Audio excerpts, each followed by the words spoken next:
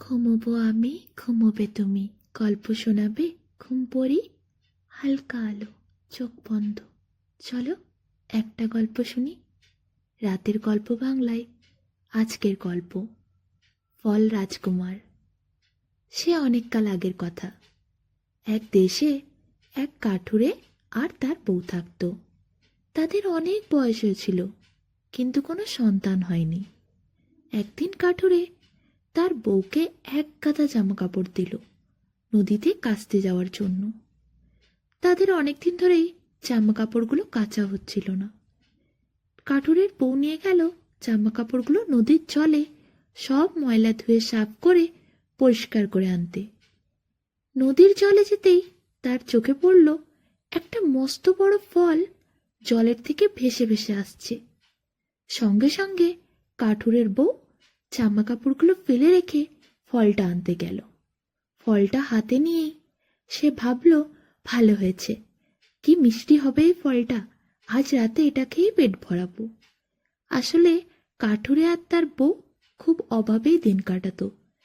তাদের একবেলা খাবার জুটত, তো আরেক বেলা তাদের না খেয়ে থাকতে হতো। ফল পেয়ে কাঠুরের বউ তাই খুব খুশি হয়েছিল। একবেলার খাবার তো জুটবে তাদের এই ফলটা থেকে। এটা ভেবেই সে সমস্ত কাপড় কেচে নিয়ে চলে গেল বাড়িতে। তারপর সেটা নিয়ে গিয়ে ঘরে রাখল। কাঠুরে যখন কাজ থেকে ফিরল, তাকে ওই ফলটা দেখালো আর বলল জামা কাপড় ধুতে গিয়ে সে ওই ফলটা পেয়েছে। কাঠুরে বলল, ভালোই হয়েছে, আজ এমনিতেও তো খাবার জোটেনি, চলো ফলটা কেটে দুজন মিলে খেয়ে ফেলি। দুজন মিলে ফলটা যেই কাটল, ও মা, ফলের ভেতরে একটা ফুটফুট করছে ছোট্ট ছেলে, যার চোখ বন্ধ, দেখতে ঠিক পদ্ম ফুলের মতো। কি সুন্দর অপূর্ব চেহারা। ছোট্ট শিশুটা শুয়ে রয়েছে ফলের মধ্যে, যেন কোনো রাজপুত্র। শিশুটিকে দেখার পর কাঠুরের বউয়ের চোখে খুশিতে জল চলে আসে। এমনিতেই তো তাদের কোনো সন্তান হয়নি, এত সুন্দর একটা শিশু পেয়ে তারা খুব খুশি হয়।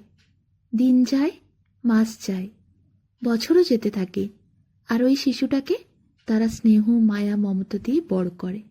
দেখতে দেখতে 18-19 বছর পেরিয়ে যায়। সবাই তাকে ফলকুমার বলেই ডাকে। ফল থেকেই তো তাকে প্রথম পাওয়া গেছিল। তার বাবা মা তাই নাম দিয়েছে আদর করে ফলকুমার। ফলকুমার শুনেছে দূরে একটা সবুজ দ্বীপ আছে। সেই সবুজ দ্বীপের রাজার কাছে এত ধন আছে যা 100 রাজার ধনকেও হার মানায়। তাই খুব যাবার শখ ফলকুমারের। একদিন ফলকুমার তার বাবা মাকে বলে সে সবুজ দ্বীপে যাবে। তাই তার মাকে সে কিছু গরম গরম পিঠে বানিয়ে দিতে বলে। বাবা মা তো ভেবেই অস্থির হয়ে যায়।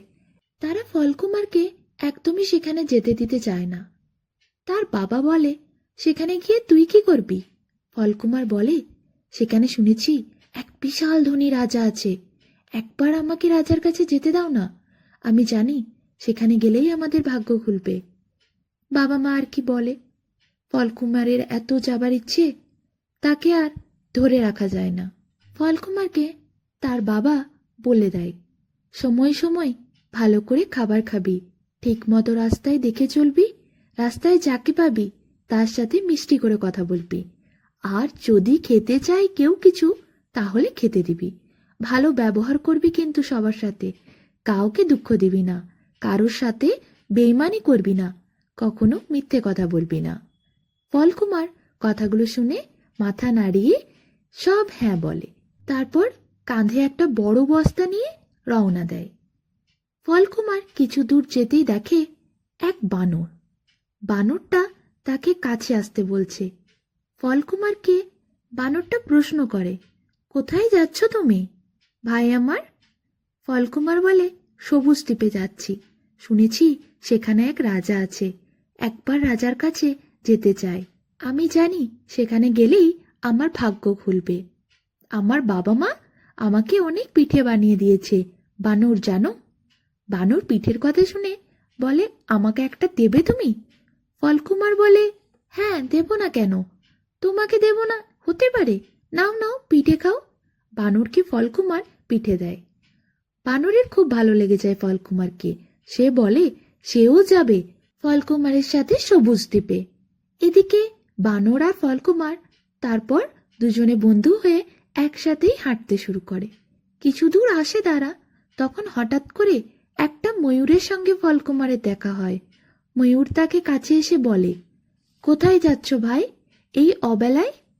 ফলকুমার বলে, আমি যাচ্ছি সবুজ দ্বীপে, শুনেছি সেখানে এক রাজা আছে, আমি জানি সেখানে গেলেই আমার ভাগ্য খুলবে। তখন ময়ূর বলে, তার খিদে লেগেছে, কিছু খাবার হবে?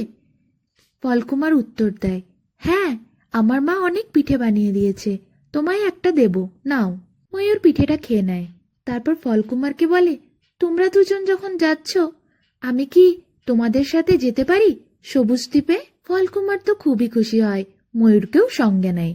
সকলে একসাথে হাঁটতে শুরু করে। এদিকে অনেকটা রাস্তায় তারা হেঁটে চলে এসেছে। হঠাৎ করে তারা ক্লান্ত হয়ে যায়, একটা গাছের তলায় বসে। কিন্তু গাছের তলাতেই একটা কুকুর শুয়েছিল। কুকুরটা তাদেরকে প্রশ্ন করে, তোমরা সবাই কোথায় যাচ্ছিলে? এত ক্লান্ত হয়ে গেছো? ফলকুমার বলে, আমি যাচ্ছি সবুজ দ্বীপে, আর এরাও আমার সাথে যাচ্ছে। সবুজ দ্বীপে গেলেই আমার ভাগ্য খুলবে, ওখানে এক রাজা আছে, আমি জানি রাজার সাথে দেখা হলেই আমার ভাগ্যটা খুলে যাবে। কুকুর বলে, ও তাই নাকি? তা এত সুন্দর গন্ধটা কোথা থেকে আসছে বলো তো? ফলকুমার, তোমার কাছে কিছু খাবার আছে নাকি? ফলকুমার কুকুরের প্রশ্নের উত্তর দিয়ে বলে, হ্যাঁ, আমার মায়ের হাতের বানানো পিঠে আছে, তুমি একটা খাও। কুকুরকে একটা পিঠে খেতে দেয় ফলকুমার। কুকুরও খুশি হয়। তারপর ফলকুমার, বানর, ময়ূর যেই আবার ওঠে যাত্রা শুরু করার জন্য, কুকুর তখন বলে সেও যাবে তাদের সাথে। কুকুরও সঙ্গী হয়। এরপর অনেকটা রাস্তা হাঁটতে হাঁটতে আসে তারা সকলে। শেষে তারা সবুজ দ্বীপে এসে পৌঁছে যায়। সবুজ দ্বীপে আসার পর রাজার সাথে দেখা করতে আসে বিশাল রাজপ্রাসাদে ফলকুমার। রাজদরবারের ভেতরে প্রবেশ করে রাজাকে ফলকুমার বলে, আমি ফলকুমার, এসেছি আপনার সাথে দেখা করতে। তা রাজা বলে, তোমার নাম কি বাছা? এখানে কেন এসেছো? তখন ফলকুমার বলে, আমি এসেছি আপনার সাথে লড়াই করব বলে। রাজা তো এই কথা শুনে অবাক হয়ে যায়। তারপর তাকিয়ে দেখে বানর, ময়ূর, কুকুর এরা সব সঙ্গী, আবার বলে কিনা লড়াই করবে। রাজা তখন হালকা হাসি দিয়ে বলে, আমি তো বুড়ো হয়ে গেছি বাবা, কি করে লড়াই করব? ফলকুমার তখন চুপ করে থাকে, কোনো উত্তর দেয় না। এদিকে রাজা তারপর আদর করে ফলকুমারকে কাছে ডাকে আর বলে, তুমি আমার ছেলের মতো, আমি তোমার সাথে শুধু শুধু লড়াই করতে যাব কেন? তুমি এখানে এসেছো, আমার খুব ভালো লেগেছে, তুমি খুবই বুদ্ধিমান আর শক্তিধর, তুমি এখানেই থেকে যাও, আমার পর তুমি এই দেশ চালাবে। আমার কোনো ছেলে নেই, কোনো সন্তান নেই, তো আমি একাই থাকি, তুমি এই দেশটা চালাতে পারবে, আমার বিশ্বাস, তুমি এখানেই থেকে যাও। ফলকুমার রাজামশাইকে বলে, রাজামশাই, তা হয় না, আমার বাবা মা তারা খুবই দুঃখী, তারা আমার পথ চেয়ে বসে থাকবে, সিংহাসনের থেকে আমার কাছে আমার মায়ের কোল অনেক প্রিয়। ফলকুমারের এই কথাটা রাজার মন ছুঁয়ে যায়। রাজা খুব খুশি হয়। ফলকুমারকেই সে তার রাজ্যের উত্তরাধিকারী করবে সে ঠিক করে নেয়।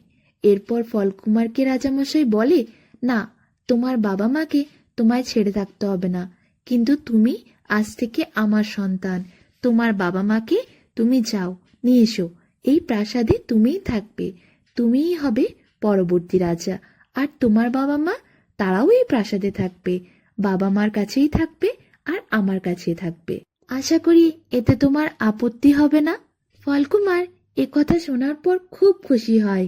সে আবার ফিরে যায় বাড়িতে, তার দুঃখী বাবা মার কাছে। বাবা মাকে গিয়ে বলে, রাজামশাই তাকে পরবর্তী রাজা বানাতে চান, তাই তাকে প্রাসাদে ফিরতে হবে। বাবা মাকে নিয়ে ফলকুমার আবার সবুজ দ্বীপে যায়। সবুজ দ্বীপের রাজা এরপর ফলকুমারকে রাজত্ব দেয় আর রাজা হিসেবে ঘোষণা করে। ফলকুমার তার বৃদ্ধ বাবা মাকে আর রাজামশাইকে নিয়ে সুখে শান্তিতে থাকতে থাকে, আর ময়ূর, বানর আর কুকুরও সেই প্রাসাদে রয়ে যায় ফলকুমারের বন্ধু হয়ে। এইভাবেই ফলকুমারের মনের বলা কথা সত্যি হয়ে যায়।